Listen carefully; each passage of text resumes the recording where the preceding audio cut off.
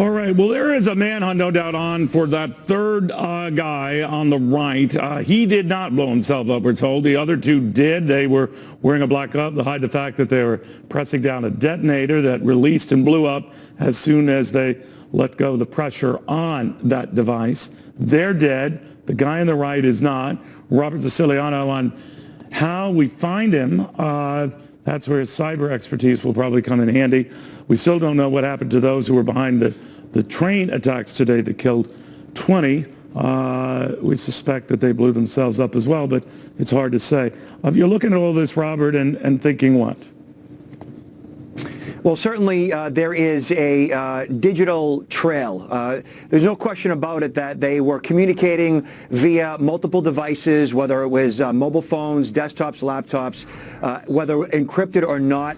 They essentially, planned their attacks using the same communications that you and I use. If there is government agencies, law enforcement tapped into surveying that chatter, then they generally, work towards thwarting these attacks, or they use that data reactively to catch the perpetrators. All right. So what do we have to do now? We pieced together why some blew themselves up, others, maybe one that we know of, did not. What do you glean from just that? It's hard to say what, someone who's bent on killing others and killing themselves is thinking, what their motivations are. It's very difficult to determine, the psychology or psychosis of people like this. We as, Americans can't fathom that, people act in this way. And, but there are cultures that unfortunately, do so. Well, the one thing I'm not sure of is that obviously ISIS has responded. Not only were they behind these attacks, but others that might be coming as well in response to attacks against it. They obviously chose major transportation hubs today. They chose Brussels as the point to do it, the capital of the European Union.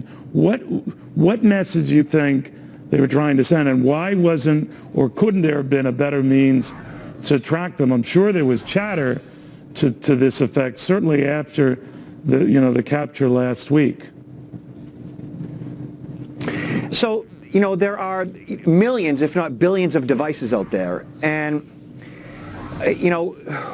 to actually be able to pinpoint who's doing what when, and having enough resources, say law enforcement, government officials, tapping into every device, surveying it, recording each and every conversation, and to then be able to determine, when something treacherous is going to take place, obviously is somewhat of an impossibility.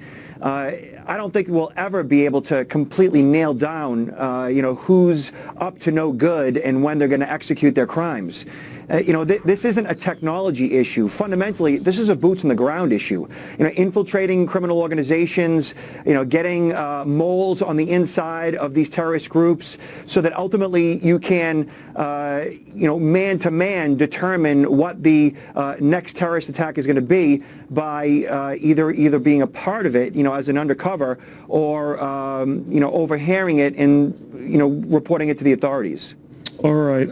Thank you, my friend, very, very much. It's just crazy. Before I get to Connell, I want to let you know that police now in Belgium are saying that there are 3 people they're searching for. 2 are fugitives from the scenes of these terror incidents. I don't know whether just at the airport, just at the train station, maybe a mix of both. Possibly one of the bombers at the airport, though, could be among them.